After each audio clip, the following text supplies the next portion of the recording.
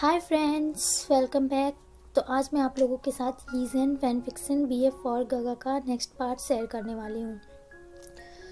और अगर आपने अभी तक मेरा चैनल सब्सक्राइब नहीं किया है तो प्लीज़ कर दीजिए।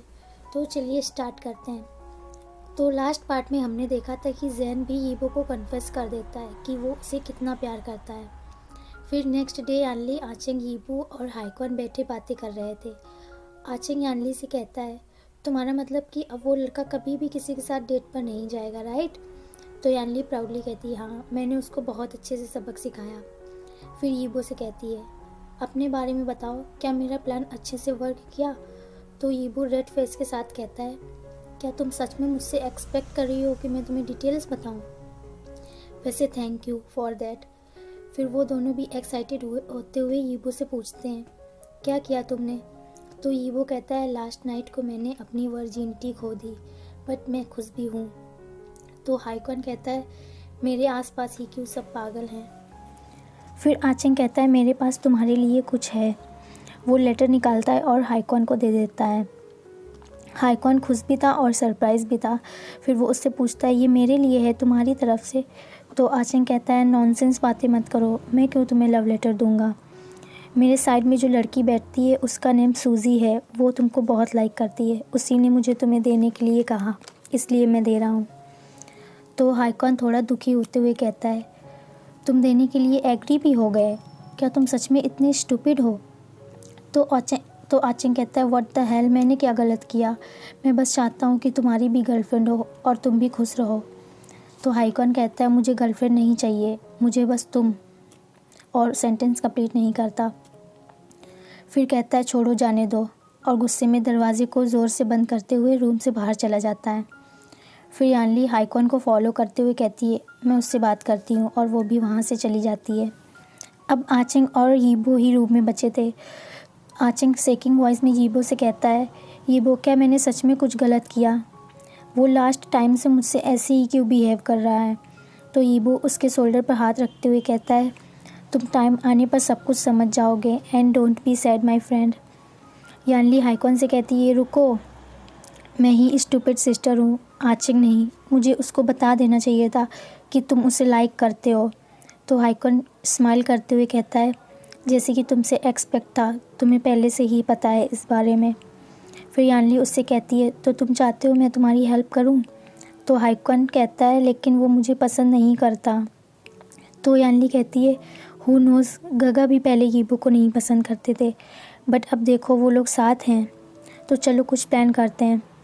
हाइक्वन यानली को हक करते हुए कहता है, ओके, हम लोग बहुत लकी हैं कि हमारे पास तुम्हारे जैसी फ्रेंड है, माय प्रिंसेस।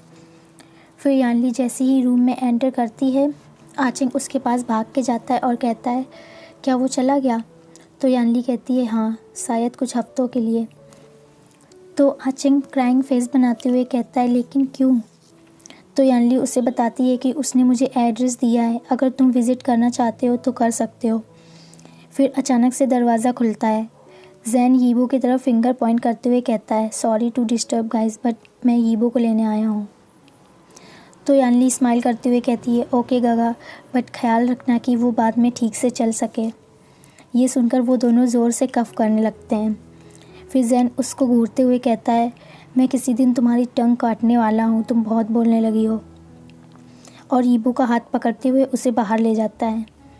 यीबो रियलाइज़ भी नहीं कर पाया था तब तक जैन ने उसे वॉल में पुश किया और उसके पूरे फेस में हॉट एंड वेट किसेस करने लगा। यीबो उससे कहे जा रहा था, जैन कहा वो हमें देख लेंगे, लेकिन जैन कहाँ सुनने वाला था। वो तो बस उसे अग्रेसिवली किस किए जा रहा था और उसके लिप्स पर बाइट किए जा रहा था। वो और इससे और भी ज़्यादा कुछ करने वाला था, लेकिन तभी जैन का फ़ोन रिंग करने लगता है। जैन खुद को काम करते हुए कॉल आंसर करता है। उसका एक हाथ अभी भी यीबो के शर्ट के अंदर था और फिर कहता है, हाँ यूबिन, क्या हुआ? तो यूबिन कहता है, फ्रेंड, आर यू ओके? तुम वियर्ड साउंड कर रहे हो, क्या तुम भाग रहे हो?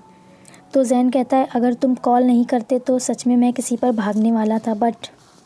फिर जैन यीबो की तरफ देखता है जो ब्लश करने लगा था। जैन खुद को रोक नहीं पाता और फिर से यीबो के लिप्स को लिक कर लेता है। तो यूबिन कहता है, सॉरी, बट मैं तुम्हें यहाँ बुलाना चाहता हूँ, इम्पॉर्टेंट गेस्ट आने वाले हैं, and be brave for that. Okay Zain. उसके लास्ट वर्ड बी ब्रेव पर ज़ैन कोई ध्यान नहीं देता क्योंकि वो यीबू को टीज़ करने में बिज़ी था। फिर ज़ैन यीबू से कहता है, क्या तुम अपने हस्बैंड को सी ऑफ करने नहीं चलोगे? तो यीबू सरप्राइज़ होते हुए कहता है, हस्बैंड? तो ज़ैन कहता है, क्या मैं नहीं हूँ, या फिर तुम तब मुझे हस्बैंड बुलाओगे जब हम कम्प्लीटली कर लेंगे, आई मीन दैट थिंग। तो यीबू कहता है, नहीं नहीं, आप तो पहले ही, और चुप हो जाता है। तो ज़ैन कहता है, पहले ही क्या क्या किया मैंने, बताओ।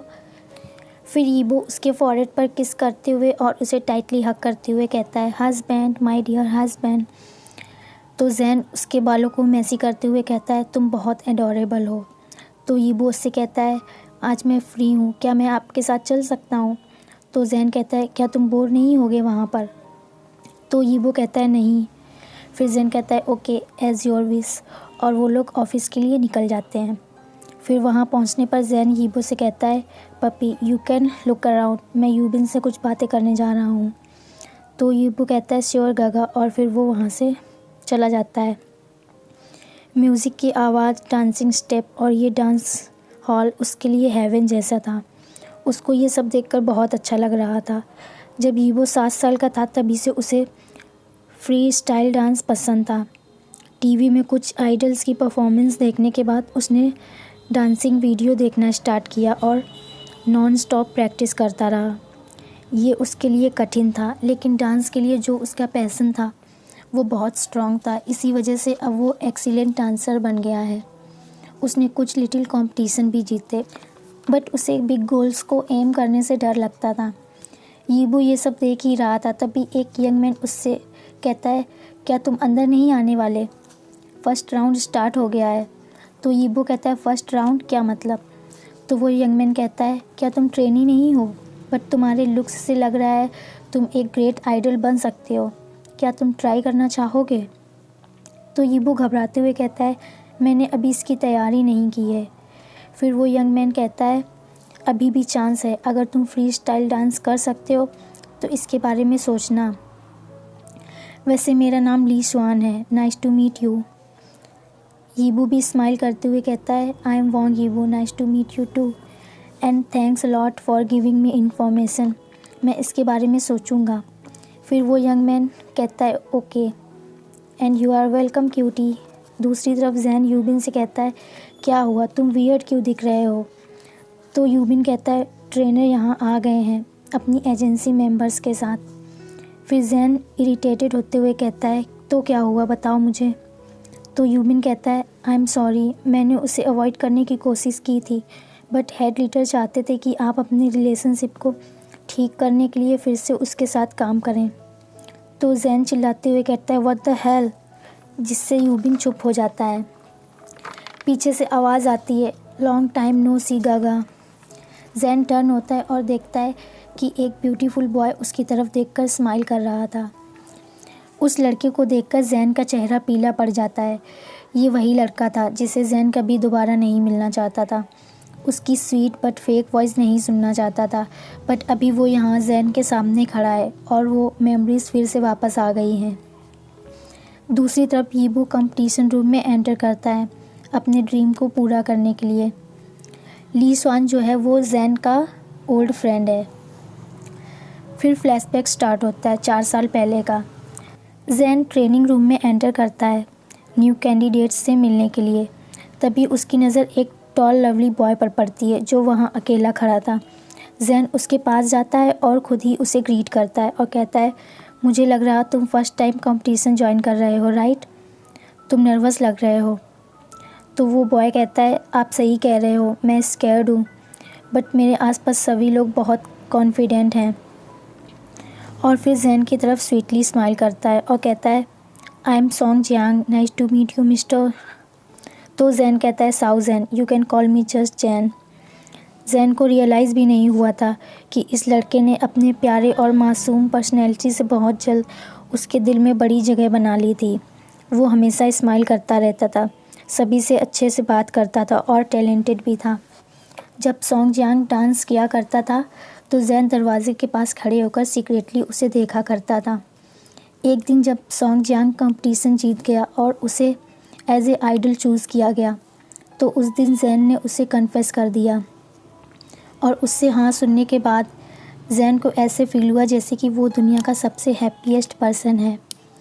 मोस्टली वो लोग सीक्रेटली मिला करते थे। मे बी उनकी रिलेशनशिप की वजह से सोंगजियांग के कैरियर पर इफ़ेक्ट पड़ता इसलिए, और सोंगजियांग बहुत फेमस भी हो गया था। जैन उसके हेल्प और उसके सपोर्ट के लिए सब कुछ करता था।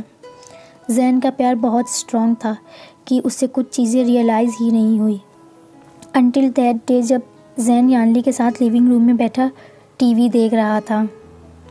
उसने एक डिसीज़न लिया था जो उसकी लाइफ चेंज करने वाला था। तो जैन यानली से कहता है, मैं तुम्हें कुछ इम्पॉर्टेंट बात बताना चाहता हूँ। तो यानली कहती है, श्योर गागा बताइए। तो जैन कहता है, मैं कल सोंगजियांग को प्रपोज़ करने वाला हूँ। ज़्यादा टाइम नहीं हुआ बट मैं उसे बहुत प्यार करने लगा हूँ। मैं उसके साथ रहना चाहता हूँ। और पॉकेट से रिंग निकालता है जिस पर उनका नाम लिखा हुआ था। तो यानली कहती है, ओके, बट आप जानते हो ना कि वो मुझे बिल्कुल भी पसंद नहीं है, बट अगर आप उसके साथ खुश हो तो मैं आपको सपोर्ट करूँगी। फिर वो जैन की तरफ स्माइल करती है और उसके चीक्स पर किस करती है। अचानक से उसका ध्यान टीवी की तरफ जाता है और कहती है, गगा ये सोंगजियांग है ना। जैन टीवी की तरफ देखता है। सोंगजियांग को किसी और के साथ देखकर वो सरप्राइज़ हो जाता है। तो आज के लिए बस इतना ही। आई होप ये पार्ट भी आप लोगों को अच्छा लगा हो। अगर लगा हो तो प्लीज़ लाइक कर देना, शेयर कर देना एंड मुझे कमेंट में बताना कि कैसा लगा। और मेरे चैनल को सब्सक्राइब करना मत भूलना। Thank you for watching. Bye and take care.